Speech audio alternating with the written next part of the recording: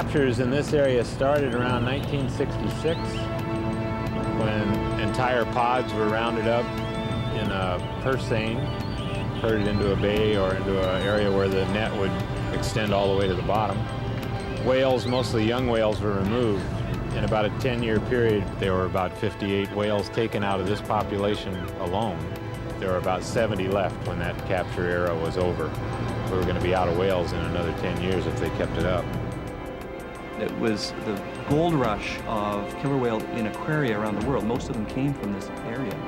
And it was over the course of the sort of ecological awakening, I suppose, in the late 60s, early 70s. And all of a sudden people were saying, well, wait a minute, how many whales are out there? Can they sustain this kind of capture rate? And indeed, nothing was known about them.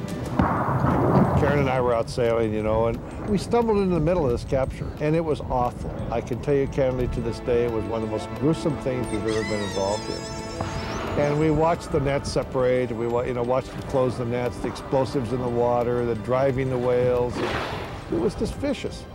And we came home thoroughly disgusted and wanted to do something about it. And of course, we took up the issue. And when they wanted to capture, those huge numbers of whales to take to different aquariums around the world, we said, no, that's not the right thing to do. And we tried to say, here's our shot to stand up as a state and to make a statement.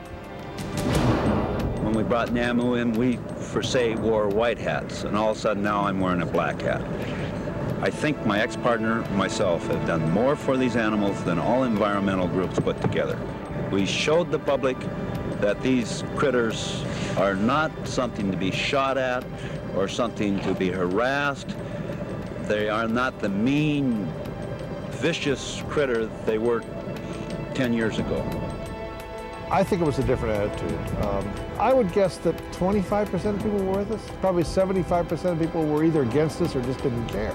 But as time's gone by, that's changed dramatically. I mean, today I would guess that 95% of people, maybe 97% would say, don't touch our whales. Leave these whales alone.